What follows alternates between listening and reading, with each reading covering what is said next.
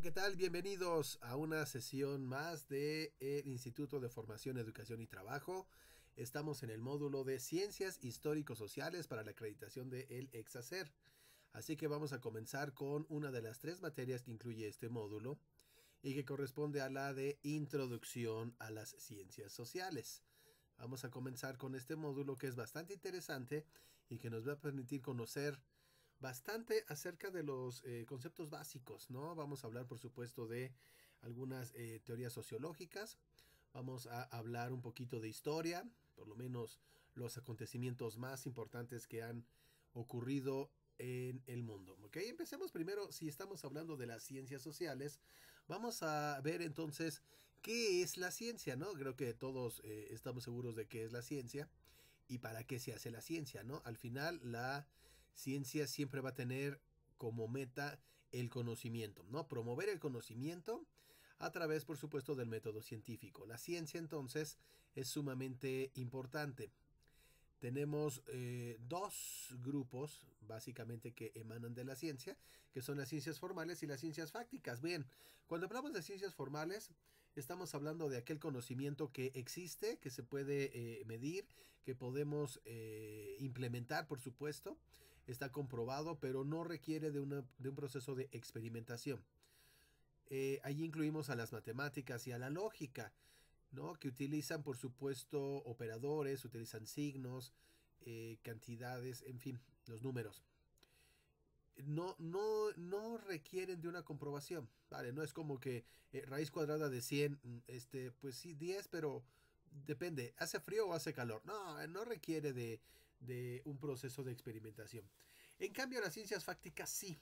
Cuando hablamos de las ciencias naturales o experimentales y cuando hablamos de las ciencias sociales, para poder llegar al conocimiento necesitamos comprobar a partir de muestras y aplicando instrumentos de análisis que nos lleven a nuevos conocimientos, ¿ok? Entonces, las ciencias fácticas es las que agrupan a las ciencias sociales y que son las que nos interesan, por supuesto.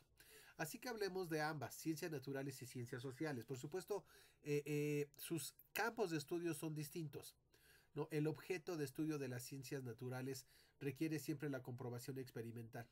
En cambio, las ciencias sociales implican al sujeto y es más difícil llegar a la objetividad en las ciencias sociales, lo cual no es imposible. Sin embargo, sí requieren métodos distintos, requieren instrumentos de análisis distintos, porque el objeto mismo es diferente tanto para las ciencias sociales como para las ciencias naturales. Así que enfoquémonos en lo que son las ciencias sociales. Hay muchísimas ciencias sociales. Tienen una particularidad. Las ciencias sociales son interdisciplinarias. No podemos hablar de historia sin hablar de antropología o hablar de psicología y de otras ciencias sociales que siempre tienen que ver una con la otra. Este campo interdisciplinario implica analizar el objeto de estudio desde diferentes aristas con distintos instrumentos, pero siempre apoyándose unas de otras, porque de alguna manera ese objeto de estudio es inherente a todas ellas. Así tenemos las ciencias sociales como la economía, la política, la sociología, la antropología, el derecho, la historia, etcétera. Y todas tienen que ver entre sí en alguno de sus ámbitos de aplicación. Entonces, las ciencias sociales suelen ser muy diversas y además nos permiten conocer a, el objeto de estudio, siempre relacionado con la sociedad, siempre relacionado con el ser humano a través de distintos enfoques. Así que nosotros tendríamos que ubicar que uno de los principales ámbitos es la historia apoyada con la política, la economía, la sociología, la antropología, nos puede brindar muchos datos acerca de lo que ha sucedido a lo largo de la historia. Enfoquémonos pues en los grandes acontecimientos históricos de la humanidad y para eso no tenemos que ir muy atrás. Hablemos justo cuando la Edad Media tiene un proceso de ruptura, una, un proceso de distanciamiento de las teorías que estaban en boga, que eran impuestas, por supuesto, y que estaban relacionadas con temas religiosos. como recordaremos, la forma de periodización de la historia, y al hablar de la historia a partir de la invención de la escritura, por supuesto, nos permite ubicar edades. Eso es bien importante. De manera que nosotros tenemos que ubicar la edad antigua justo hasta que comienza la Edad Media en el siglo V después de Cristo. Esto es en el año 476, justo cuando ocurre la caída del Imperio Romano de Occidente. En ese momento, 476, comienza la Edad Media. Y la Edad Media dura 10 siglos. En el siglo XV, cuando viene la ruptura de la parte oriental con la caída del Imperio Romano de Oriente, es decir, la caída de Constantinopla, en el año de 1453 es cuando finaliza este periodo de la Edad Media. Sin embargo, ya desde un poquito antes, el Renacimiento empieza a mostrarse. Florencia, Italia, ve esta emergencia de una nueva forma de pensar y de hacer. Y estamos hablando de el Renacimiento. El Renacimiento no es una edad, no es una época. El Renacimiento es un movimiento cultural, científico, ideológico, en el cual se empiezan a hacer las cosas diferentes a como estaban acostumbrados los seres humanos a hacerlas, bajo las imposiciones marcadas por los distintos imperios, ¿no? Los reinos de la época, en la Edad Media, la época medieval, pero sobre todo por las imposiciones del pensamiento religioso que existían durante la Edad Media. Al romper con esto se da un nuevo nacimiento, un renacer, recuperando las ideas de los clásicos, los griegos fundamentalmente, que habían sido desestimadas y muchas veces prohibidas durante la Edad Media. Ahora se recuperaban para poder llegar a este nuevo nacimiento. El Renacimiento se caracteriza, por supuesto, por una expresión nueva, utilizando lo que el ser humano puede hacer. Entonces, lo más importante ya no es Dios, como si lo era en la Edad Media. Ahora lo más importante es el ser humano, lo que hace, lo que piensa, lo que expresa. Y por lo tanto eso se traduce en grandes científicos, pero también grandes artistas como Giovanni Boccaccio, como Miguel Ángel Buonarroti, como Rafael di Sanzio, en fin, ¿no? Por supuesto, científico y artista, el extraordinario Leonardo da Vinci, y que dan cuenta de lo que se estaba realizando en aquella época. El Renacimiento permite la expresión que fue negada durante tantos años al ser humano. Posterior a ello, tenemos el siglo XVIII, ¿no? El Renacimiento ocurre previamente. El Renacimiento ocurre a partir del siglo XIV, XV, XVI. El siglo XVI es cuando tenemos el gran florecimiento de estas ideas renacentistas. Todo empieza a cambiar. El humanismo, ¿no?, de la época moderna, porque después de la Edad Media viene la Edad Moderna. Aquí es en donde empiezan a surgir grandes ideas y transformaciones en la forma de vida de las personas. Surge, por supuesto, poco a poco una nueva clase social que se convirtió en pilar de las formas y estructuras económicas de la época. Hablamos de la burguesía. Y entonces, hacia el siglo XVIII, llegan las revoluciones burguesas, justamente en un periodo de transición ideológica y política. Estamos frente a una ruptura del poder absoluto. El absolutismo empieza a darle abrir sus espacios para que lleguen nuevas formas de gobierno.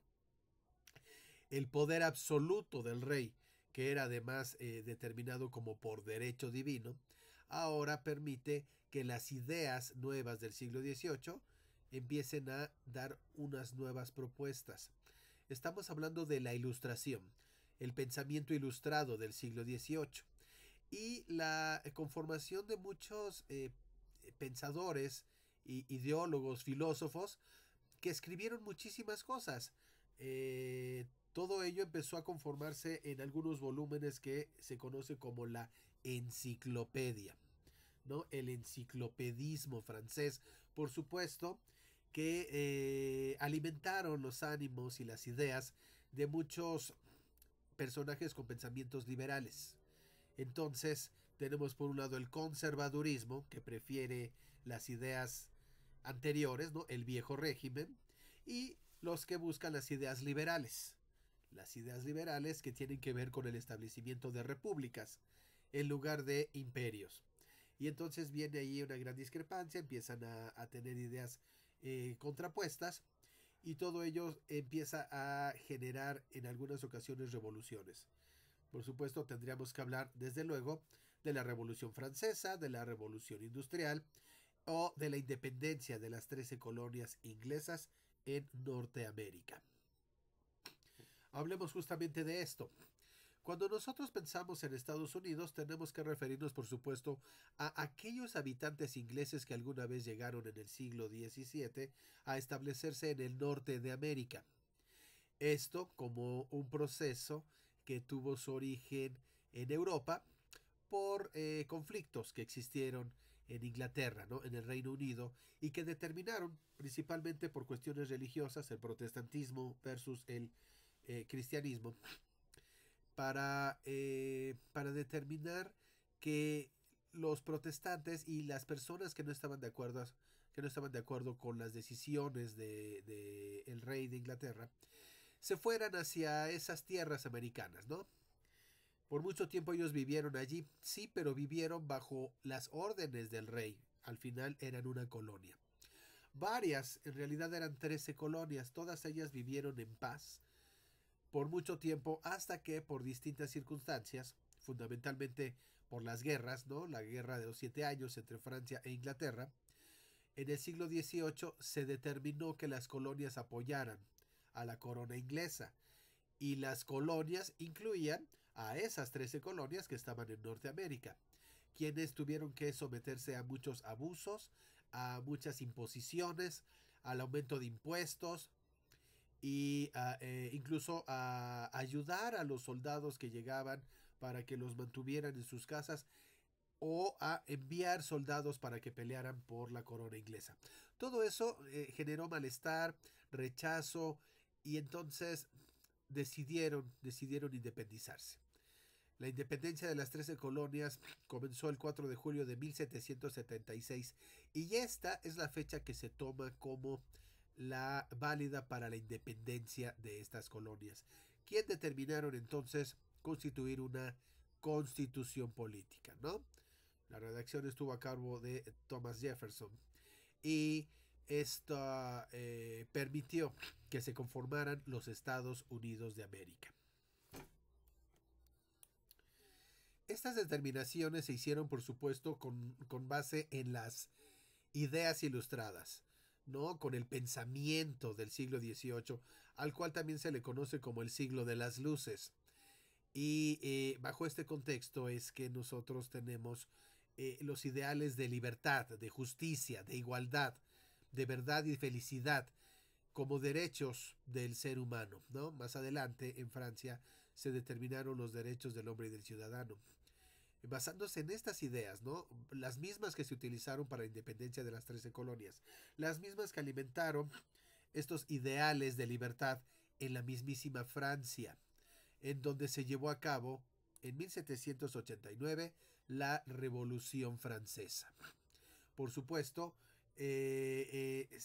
los estados generales, ¿no? Cuando hablamos de Francia, tenemos que ubicar que existe el primer estado, refiriéndonos a la nobleza francesa, ¿no? El poder soberano del rey. El segundo estado, que corresponde al clero, ¿no? El ámbito religioso. Y el pueblo, que representaba al tercer estado. Y es este último, el tercer estado, el que determina el levantamiento en armas para enfrentarse en lo que se denominó la Revolución Francesa, comenzando con la toma de la Bastilla. Estos son entonces las bases para poder establecer este movimiento y que duró aproximadamente 10 años. Después de ello, tras la Revolución Francesa y el triunfo que se tuvo de estos ideales, Ocurrieron varias cosas, se determinaron ahí algunas formas de gobierno que no resultaron como lo esperado, hasta que finalmente quien puso orden fue un personaje muy conocido que estableció a fin de cuentas una forma imperial. Hablamos de el gran Napoleón Bonaparte. Napoleón Bonaparte fue quien entonces mantuvo a Francia al frente de Europa, empezó a invadir otros territorios y se constituyó como un gran líder en ese momento. No solo fue la Revolución Francesa con los ideales de la Ilustración y la independencia de las 13 colonias.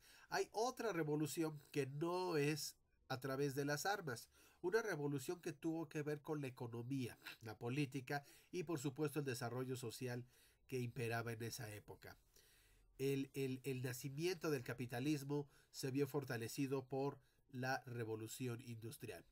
Y cuando nosotros hablamos de revolución industrial, necesariamente tenemos que referirnos también a la invención de la máquina de vapor. Por supuesto que existían máquinas, pero no una que tuviera tanta fuerza energética como para poder movilizar aparatos a través de la fuerza motriz. Hablamos, por supuesto, de los ferrocarriles o de los barcos que a través de la fuerza de vapor podían tener tanta fuerza como para poder movilizar sus propias máquinas, ¿no? Y llevar con ello mercancías. Esto fue un hito en la historia del siglo XVIII, porque revolucionó todo. Ahora la producción en serie era lo más común. Esto desplazó la mano de obra que se tenía en las pequeñas fábricas, en los pequeños establecimientos que no eran fábricas, eran simplemente oficios, cuestiones artesanales. Luego los artesanos se vieron desplazados por los obreros que sí trabajaban en las fábricas. La industria entonces desplazó la mano de obra que se tenía antes. El problema es que esto trajo consigo beneficios, sí, para los dueños de las empresas o incluso para quienes pudieran tener trabajo en esas industrias, pero no para la mayoría. Así que muchos de ellos empezaron a manifestar sus inconformidades al Parlamento inglés en algo que se denominó el cartismo, ¿no? Cartas al Parlamento exigiéndole que solucionara sus problemas económicos. Eso no tuvo mucho éxito. Decidieron entonces algunas personas a hacer movimientos, muchos de ellos encaminados a la destrucción de las empresas, a la destrucción de las máquinas, acusándolas de que por culpa de ellas ahora no podían tener trabajo los demás. Esto último se denomina ludismo, ¿vale? Y sin embargo, las máquinas prevalecieron, la industria se fortaleció, el comercio comenzó a florecer mucho más y esto fue lo que alimentó el siglo XIX. El siglo XIX fue sumamente importante para el desarrollo económico de las naciones a través de procesos de comercialización, de intercambio cultural, pero sobre todo del fortalecimiento de la burguesía, quien, al ser dueña de los medios de producción, empezó a tener muchísimo más poder. Hasta aquí entonces con esta primera parte de la introducción a las ciencias sociales. Veremos más adelante un poco más del siglo XIX en otra emisión. Muchísimas gracias.